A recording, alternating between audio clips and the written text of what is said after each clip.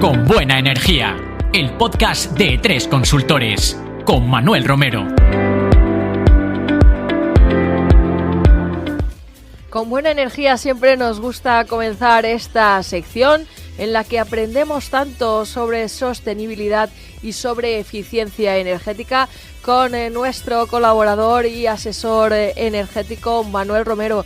Manuel, muy buenas tardes, bienvenidos a esta nueva sección en el programa de hoy. ¿Qué tal? Buenas tardes. De nuevo aquí en vuestra casa, encantado.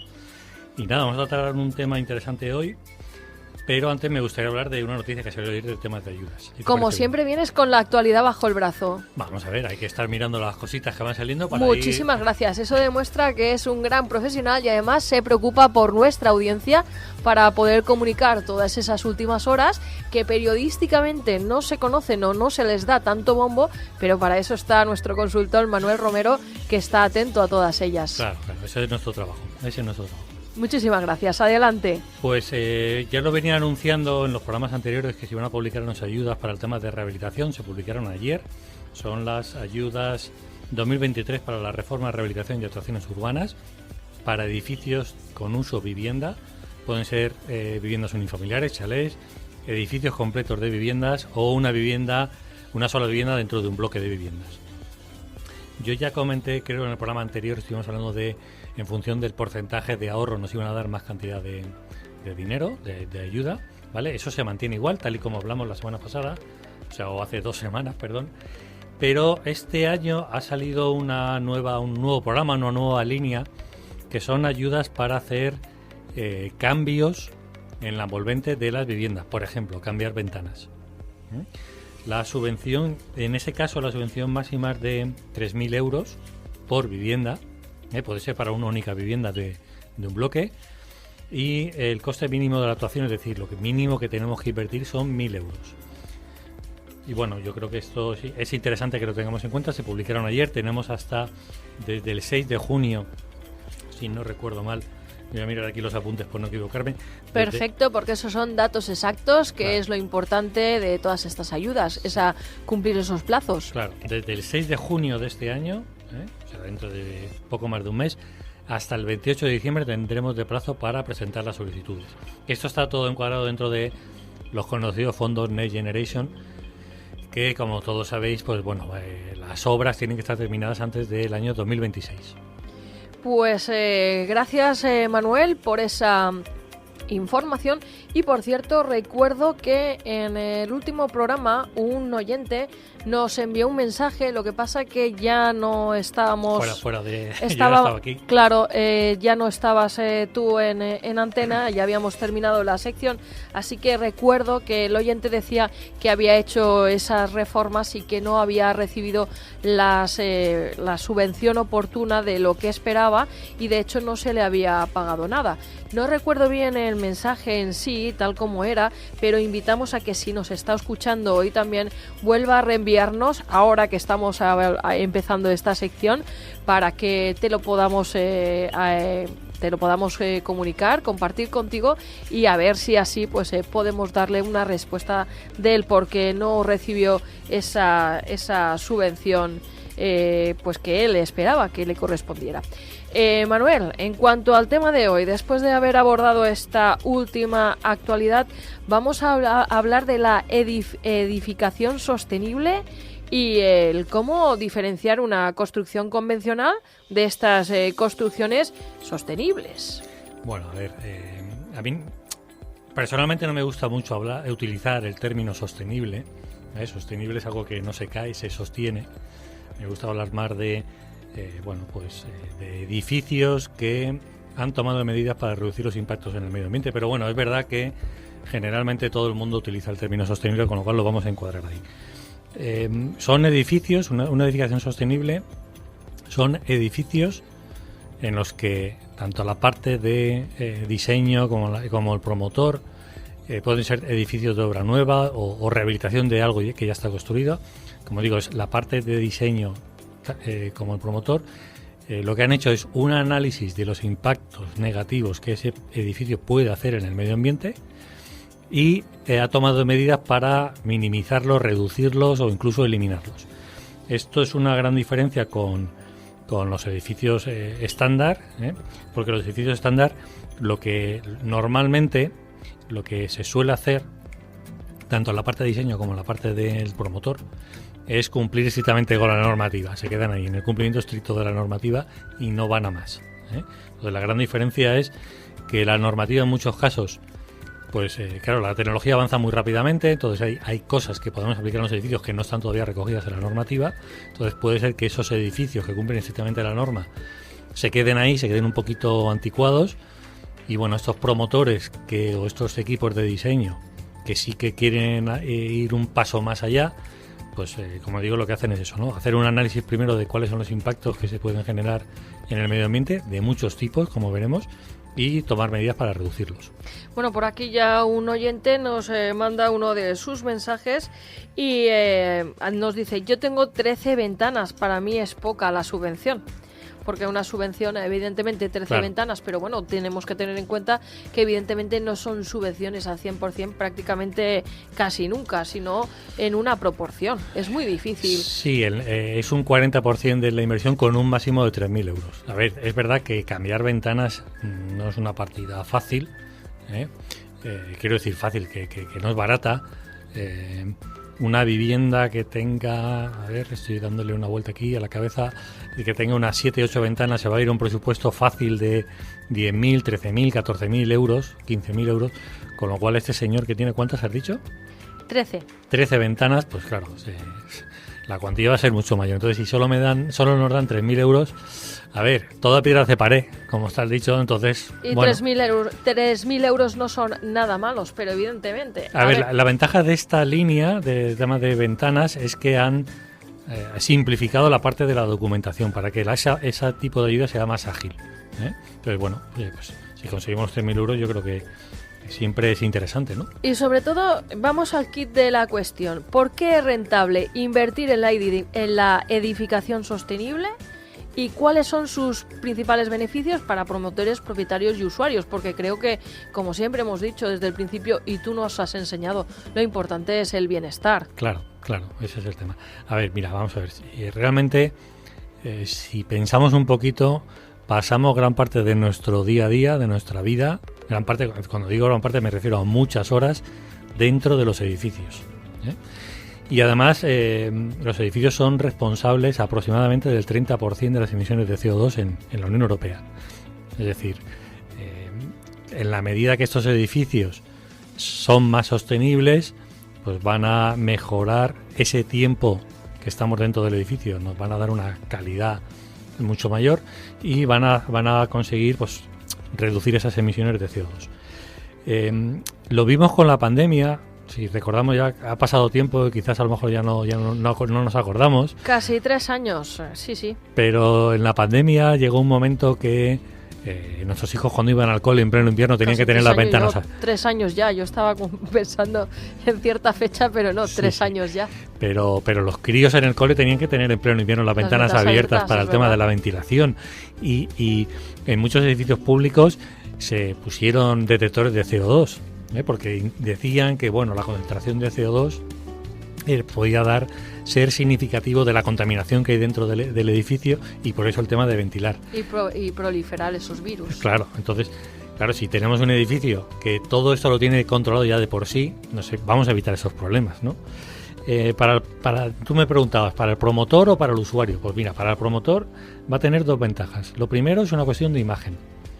Ese promotor puede posicionar su producto, que al final son esos edificios de vivienda, oficinas, el tipo de uso que sea, puede posicionar mejor sus edificios en el mercado, y en muchos casos le va a ser más sencillo, no digo que sea fácil, más sencillo vender o alquilar esos edificios a un posible comprador. Con lo cual es una cuestión de imagen y una cuestión de facilitarle el trabajo de venta. Y para el usuario, lo hemos comentado, para el usuario va a tener ventajas ya no solamente en ahorro de energía, ahorro de agua, sino también en la calidad del ambiente interior, en la calidad en cuanto a contaminantes interiores, en cuanto a el ruido que no escuchamos de la calle, que no nos llega de la calle. Tiene innumerables ventajas que nos van a afectar, por así decirlo, la salud de las personas que estamos dentro. Bueno, como tú has dicho, ya hemos pensado en el promotor, pero ¿hay algún organismo que certifica estos edificios? A ver, lo primero que tenemos que pensar es si es importante certificar o no es importante certificar estos edificios por lo que se conoce como una tercera parte, ¿no? Un organismo externo. Pero si no los certificamos, tampoco vamos a obtener esas ayudas, porque alguien tendrá que certificar esa eficiencia energética de la que hablábamos en otros programas, bueno, ¿no? para estos tipos de edificios que consiguen estas certificaciones son voluntarias. Vale. No son obligatorias. Sí, perdona, le estaba confundiendo yo con las subvenciones de las que hablabas. Correcto. Claro. Para esos edificios, de momento, no hay subvenciones. Después comentaré porque sí que hay alguna entidad bancaria que sí que da alguna ventaja por hacer ese tipo de edificios y eso creo que también es interesante. Si tú dices que eres muy bueno, pero lo dices tú y no te lo dice alguien externo, pues hombre, la credibilidad que tiene eso es poca, ¿no? Entonces, creo que es importante que si hacemos las cosas bien, o estamos apostando por este tipo de cuestiones, contratemos con un organismo externo que nos haga el certificado. Que no somos nosotros, no es mi consultoría, mi empresa. Nosotros no hacemos la certificación, es un organismo externo. En el mundo hay muchos tipos de este tipo de certificaciones. En Japón hay un sistema, hay muchos sistemas. Claro, cada país tendrá sus propios sistemas y según su legislación también los adaptará de una manera o de otra. Pero en España se han impuesto 3, que la voy a comentar de forma muy fácil.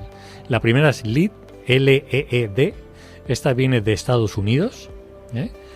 Y bueno, pues como viene de Estados Unidos, el organismo de certificación está en Estados Unidos y se basa en la normativa de Estados Unidos. No está adaptada a nuestra normativa de España ni está adaptada a nuestra forma de construir. Normalmente quien utiliza este tipo de certificaciones en sus edificios son empresas multinacionales, para su sede, para sus oficinas, por aquello de la imagen de marca. En la provincia de Alicante tenemos 2 ejemplos muy claros. Uno es, si me permite decir marcas para que la gente lo sitúe, uno es un fabricante de muebles en Castalla que se llama Actiu. Pues la fábrica que tiene este fabricante en Castalla está certificada con LEED. Y otro es una torre de viviendas en plena línea de playa en Benidorm, es la Delfin Tower en Benidorm, que también está certificada de viviendas, está certificada también con LEED. LEED tiene una escala que va de más a menor, que es platino, oro, plata y simplemente certificado. El siguiente esquema que se está implantando en España, que tiene cierta experiencia, se llama BREEAM, B-R-E-E-M de Madrid. Este viene de Gran Bretaña, aunque tiene una sede en La Coruña, BREEAM España,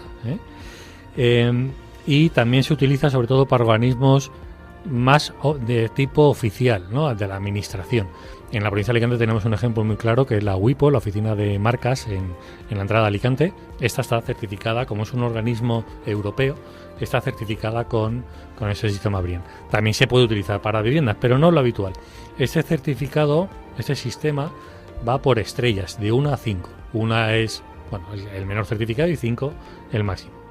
Y después tenemos otro sistema de certificación, se llama Verde, que está hecho en España, con lo cual está perfectamente adaptado a nuestra forma de construir, a la normativa española. El organismo lo tenemos en Madrid, GBCE, Green Building Council España. Y anda que ya le podíamos haber puesto un nombre español, digo yo. Sí, pero bueno. Sí. Y este esquema va por hojas, de 1 a 5 hojas. 1 es el mínimo y 5 el máximo. Y ahora mismo, por aquello de que hablábamos antes, de que cada país tiene su sistema, esto al final es un lío y no se pueden comparar unos con otros, ahora mismo la Unión Europea está trabajando ya en un sistema común para los países de la Unión Europea, se llama Levels, y Verde, el sistema español, está muy metido en este sistema de evaluación. Pues después de conocer cuáles son estos certificados, cuáles son esas tecnologías más innovadoras y sostenibles que se pueden emplear en los edificios, porque al final lo que nos interesa es esa aplicación, además de esas obras, pero también esas tecnologías. Sí, fíjate que hay una cosa importante, que es que un edificio que cumple estrictamente con la normativa, cumple estrictamente lo que me pide la norma, yo lo cumplo y no voy a más. Ese edificio no va a obtener ningún certificado con ningún sistema de certificación de sostenibilidad, ni con LEED, ni con BREEAM, ni con Verde. no va a tener nada, absolutamente. Por eso lo que comentaba al principio de el promotor, el equipo de diseño que apuesta por ese tipo de certificación, es una obra que va a costar más dinero la obra, lógicamente, y el edificio va a ser mucho más exigente, va a tener una calidad mucho mayor. Por ponerte ejemplos, aunque hay que pensar que son casi 50 criterios que se evalúan en un edificio, con lo cual hay infinidad de medidas que tú puedes tomar, pero por dar algún ejemplo, en edificios que tienen zonas ajardinadas, y ahora con la sequía que estamos pasando, esto es clave, es importante que la vegetación, los árboles que vamos a plantar ahí, pues que sean autóctonos, autóctonos, es que están adaptados a nuestro clima, son tradicionales y encima las necesidades de riego son menores. Están adaptados a las condiciones climatológicas de la zona, aunque bueno, ahora vemos que están variando, pero bueno, claro, dentro de esa adaptación pues va a ser menor. Exacto. Otro tema importante es si ponemos iluminación exterior, que no generen contaminación lumínica. Esto que vemos muchas veces de las ciudades, ¿no? Que por la noche se ve, si tenemos un día un poquito nublado, vemos la luz reflejada en el cielo de las farolas, y esas imágenes satélites que se ven por la noche, que son muy bonitas, pero al final es contaminación lumínica que estamos emitiendo al exterior. Por supuesto, mucho ahorro energético, mucha reducción de emisiones de CO2, el empleo masivo de renovables, reducción del consumo de agua, esto es importante, aprovechamiento de las aguas grises, es el agua que estamos utilizando en el lavabo, la mandamos a la cisterna del inodoro y la utilizamos en el inodoro. El aprovechamiento de las aguas pluviales. Esto es una cosa que siempre hemos hecho aquí en el Camp de Elche. Se ha hecho las casas típicas, se les ponía el aljibe, ¿no? Para acumular el agua lluvia. Y todas las canaleras, que claro, en muchas ocasiones hemos hablado de eso, y también nuestros oyentes compartían con nosotros. Bueno, recuerdo uno de los oyentes que realmente era un ingeniero, pero alucinante, de todos los depósitos y todas las canaleras que tenía en su casa para recoger agua, y muchas veces pues le discutía a nuestro hombre del tiempo cuántos litros habían caído, porque evidentemente él recogía más, claro, y siempre nos decía lo que había recogido. Sí, pues bueno, pues eso que es algo tradicional en nuestra zona, sí, que no es habitual que se haga en la hora nueva, no es normal, pues aquí se puntúa, ¿no? Hasta del propio relente recogía las gotitas de agua. Puede ser. Que gota a gota al final va sumando. Claro. Igual que vas perdiendo si dejas el grifo un poquito abierto, pues aquí va sumando. Otro tema importante es las maderas que utilizamos en los edificios que tengan un certificado de gestión forestal ecológica. Bueno, como digo, hay 50 criterios, 50 cosas que se miden en este tipo de edificios, que abarcan no solamente la parte energética, que es lo que veníamos hablando en el programa hasta ahora, sino que abarcan pues muchas más cuestiones, contaminantes interiores, el agua, o sea, muchas más cuestiones. Bueno, y por otra parte, ¿hay alguna forma de comparar esos edificios sostenibles con los edificios convencionales? ¿Podemos hacer esa comparación, o las comparaciones son odiosas y realmente hay dos modelos de edificio diferenciados? Lo primero es que vamos a ver el edificio y físicamente o estéticamente o por el exterior no vamos a ver diferencias, no son edificios extraños, lo vamos a ver como un edificio normal y corriente, claro, un edificio tradicional. Sí, pensamos que un edificio sostenible es un edificio extraño, o al menos que podemos ver pues en su exterior, podemos darnos cuenta de ello, y insistimos una vez más, lo que importa es el bienestar, y evidentemente si las ventanas y las paredes tienen un buen aislante, eso no lo vamos a ver en el exterior, claro, ni en la parte más decorativa de un edificio. Claro, entonces estéticamente no nos vamos a dar cuenta. Vamos a ver a lo mejor una plaquita de un tamaño de un folio en la puerta, que a lo mejor nos puede llamar la atención o no, simplemente eso. Pero la diferencia está en el uso, como estamos hablando todo el rato. Mira, hablaba de verde, que va de un esquema de 1 a 5 hojas. Si cogemos como ejemplo un edificio con 3 hojas, lo que puede ser la media de una certificación verde, fíjate que en el consumo de agua estos edificios ahorran el 49% respecto a un edificio que cumpla estrictamente la normativa, va a ahorrar en torno a un 49%, el consumo de energía va a ahorrar en torno al 48%, la salud del usuario, por aquello de eliminar los contaminantes interiores, que los tenemos por no ventilar, y los tenemos también en muchos acabados interiores, lo podemos tener en las pinturas simplemente de las paredes, o en el mobiliario.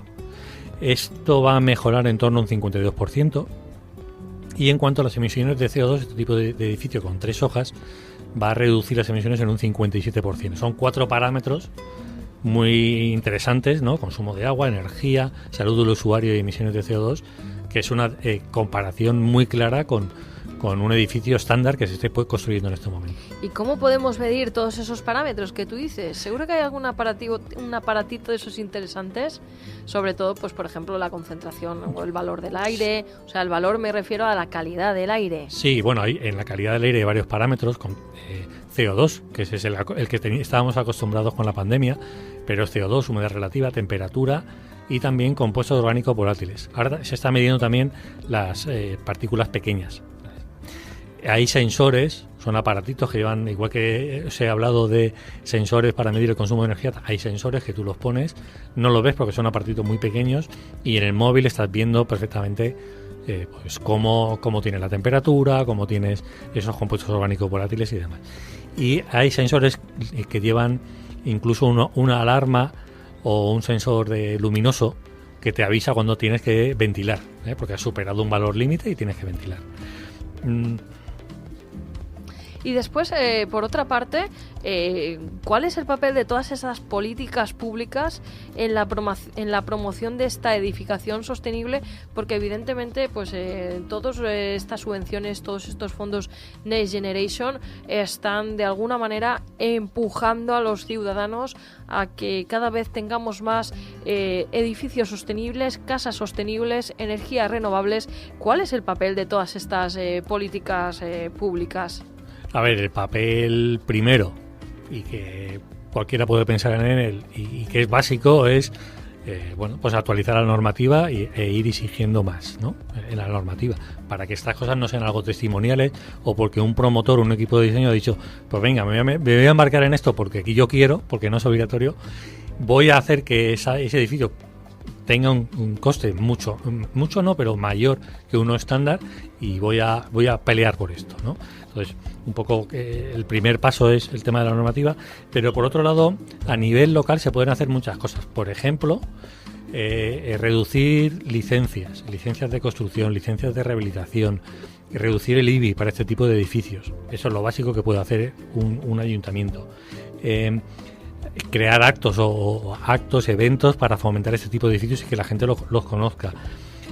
Obligar a que todos los concursos públicos, una licitación que saca un ayuntamiento, que saca la administración para un edificio nuevo de ellos, obligar a que esos edificios ya vengan certificados por el esquema que sea, pero que tengan su certificado. En esto tenemos un ejemplo muy claro que es SIEPSE. SIEPSE es el organismo público español que se encarga de los cuarteles de la Guardia Civil, la cárcel y demás. Desde hace un par de años, todos los edificios nuevos que, ya digo que son cárceles, que son cuarteles de la Guardia Civil, por toda España, todos los edificios nuevos que hace SIEPSE van certificados con verde, todos. Es que es lo importante. Evidentemente, si tenemos una casa no la vamos a echar abajo, pero por ejemplo en todas estas nuevas edificaciones públicas, si no se tienen en cuenta todos estos parámetros y estas cuestiones de las que estamos hablando, ¿para qué queremos dar ejemplo, no? Estamos invitando al ciudadano a que realice todas estas reformas en sus propios edificios, o en el caso de que construya una nueva casa, una nueva vivienda, o una empresa pueda adaptar esa empresa a todos estos parámetros. Evidentemente la administración es la que tiene que predicar con el ejemplo. Sí, además es que está obligada por directiva europea. Ellos tienen que predicar con el ejemplo, como tú sabes muy bien diciendo. Pero fíjate también que estamos hablando de la administración, pero las promotoras, sobre todo las más, iba a decir potentes, tampoco es esa la palabra, pero la más en la parte económica, las que están arriba, las top, las que están en el IBEX, por ejemplo, por dar un nombre, Metrobacesa, que esta la conoceremos todos los oyentes. Metrobacesa, todas sus nuevas viviendas que hace en toda España van certificadas con verde, todas. Pues fíjate, nos pregunta un oyente que si el Palacio de Congresos nuevo lo tendrá. Evidentemente no hemos visto el proyecto y si todavía ni siquiera se ha entregado la documentación de los terrenos, pues el proyecto muchísimo menos, Claro, ¿no? claro. Pero lógicamente aplicando y escuchando todo lo que tú estás diciendo, debe de tener Debería. todos estos parámetros que Debería. estás enumerando. Sí, pero fíjate, otra medida que puede hacer a nivel local un ayuntamiento. Imagínate que dice, pues voy a promocionar o voy a promover que estas empresas que están en esta zona o estos comercios que están en esta zona, conseguirles un distintivo de sostenibilidad por su local o por la actividad que están haciendo. Y bueno, el ayuntamiento subvenciona una parte del coste de ese distintivo y una serie de comercios de una zona consiguen esa certificación. La gente joven sobre todo, pero en general también personas mayores, en muchos comercios están seleccionando el comercio y van al comercio que tiene algún criterio de sostenibilidad. Buscan, lo vemos en los productos de alimentación, se está vendiendo productos de agricultura sostenible. Entonces también en ropa, en calzado, con lo cual un comprador que va con esta mentalidad va a ir antes a un comercio que tenga ese distintivo que al que no lo tiene. Sí, cada uno en cuanto al mercado somos exigentes en unas cosas u otras y la verdad es que llegará un momento en que nos tengamos que plantear todo este tipo de cuestiones. Claro, pero si eso lo hiciera un ayuntamiento estaría fomentando que los comercios ganando imagen esos comercios no solamente al resto de comercios de la ciudad, sino a otras ciudades que tenga cerca. Entonces a lo mejor hay potenciales clientes de otras ciudades que irían a esos comercios. Imagínate que lo hace Elche. Pues a lo mejor potenciales clientes de Alicante, personas de Alicante, vienen a Elche porque saben que hay comercios que tienen eso y en Alicante no. Eso podría pasar. ¿Por qué no? Podría pasar. Bueno, y para terminar, en nuestro municipio o en la provincia de Alicante, ¿tenemos algún edificio sostenible? ¿Podemos poner algún ejemplo de ellos? ¿O tenemos que hacer los deberes y todavía estamos a la cola de ello? No, hay muchos, ahora los comentaré, pero por terminar el tema que veíamos antes, os he comentado el tema de la financiación, lo he dejado siguiente. Sí. Que lo hemos comentado. Hay un banco, ya que hoy me estás dejando de decir marcas, yo no tengo nada que ver, pero la gente al final tiene que saber cuál. Se llama Triodos Bank. Hay otras entidades financieras que están empezando también en esas líneas, pero Triodos Bank lleva muchos años con esto. Y lo que hace Triodos Bank es que cuando da una hipoteca a un cliente, el diferencial, que es lo que se queda al banco, es decir, el banco cobra el Euribor más X%, eso es el diferencial. Ese diferencial lo une con, por un lado, certificación energética y por otro lado, le pone un diferencial muy pequeño a aquellos edificios que además de tener certificación energética A, tienen una certificación de sostenibilidad, la que sea, pero la tienen. Entonces, bueno, pues oye, es una forma también de ahorrarnos dinero cuando vamos a pedir una hipoteca, Bueno, pues tú estabas antes diciéndolo y yo me estaba riendo porque ya hay entidades bancarias que te ayudan de alguna manera o que te facilitan el poner placas solares, que hemos hablado tanto de ellas. Sí. ¿Y quién le iba a decir un banco que iba a acabar o a empezar a vender placas solares? Sí, bueno, esto viene porque la financiación, parte de la financiación, y esto va a ir a más, que le da el Banco Central Europeo, los está uniendo a temas de economía verde, que llaman. Entonces, claro, el banco no le dan ese dinero si no hace proyectos en ese sentido, entonces tienen que al final meterse en esta marea, ¿no? Que viene. Como tú decías, políticas públicas que inviten y ayuden a los usuarios, a los ciudadanos, a poder hacer todo este tipo de obras o de nuevas inversiones que al final van a ser inversiones para el futuro. Vamos a escuchar un mensaje de uno de nuestros oyentes. Hay que ver lo que aprendo con este radio. Yo el diferencial lo tenía entendido que estaba en el volante de mi coche. Siempre el buen humor de nuestro oyente, el malagueño. Manuel... los edificios, nos queda por ver los ejemplos de la provincia de Alicante. Disculpa, es verdad, no los hemos enumerado. Hemos empezado, pero no... Sí. Sí, me he liado con lo del tema de los bancos y no los hemos hablado. Cerca de nosotros, en la calle puerta de Alicante tenemos un edificio que tiene 3 hojas verde, está muy cerquita de aquí. Y ahora mismo se está trabajando en 2 edificios públicos, o sea que vienen de parte de uno de ellos de parte del ayuntamiento. Uno está en la rehabilitación de la casa tradicional en el huerto de Los Pontos. Sí. Ese va a tener, o queremos que tenga certificación verde, o sea que desde la administración se está apostando por esto. Y otro, en el que está trabajando un despacho de arquitectos también de aquí de Elche, se llama ARN Arquitectos, es el nuevo edificio de la Fundación Salud Infantil, que también ha salido muchas veces en prensa, que tiene financiación, si no recuerdo mal, en eso no estoy yo muy puesto, si no recuerdo muy mal, de la Diputación de Alicante. Este también queremos que alcance este tipo de certificación de sostenibilidad.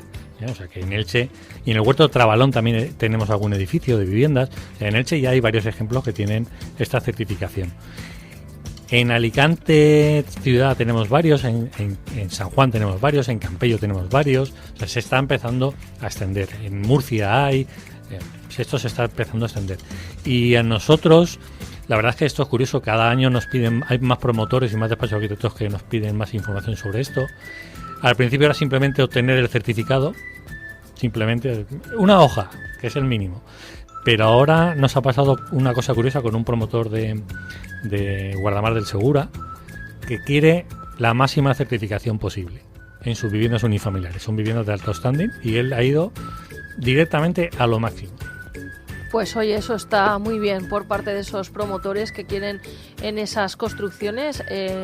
Ya sabemos que estas cosas no son baratas, pero bueno, lo que decimos es el estar preparados para un futuro y el adaptarnos a toda esta normativa que está surgiendo. Ya no Claro. La certificación de edificios con más de 50 años, que pensábamos que pues está ahí, como tú dices, es obligatoria, no se hace, pero hay que llegar mucho más allá para que esos edificios sean sostenibles. Y una vez más, lo volvemos a repetir, para nosotros volver a encontrar esa comodidad en nuestros hogares y tener una temperatura ideal, tanto en invierno como en verano, que esto pues también afecta en esa medida. Claro, y que no afecte el interior, el ambiente interior, el aire que tenemos dentro de los edificios, que no afecte a nuestra salud con el tiempo.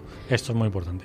Pues Manuel Romero, tenemos que llegar al final de esta sección de Con Buena Energía, pero sin duda pues siempre nos enganchas y nos gustaría pues de cara a un futuro que nos trajeras también esas nuevas tecnologías en cuanto a técnicas de calefacción que ya se están llevando y que pues podemos aplicar también en nuestras viviendas. Vamos a ver si para el siguiente programa, dentro de 2 semanitas, vamos a hablar de estas tecnologías que me estás comentando.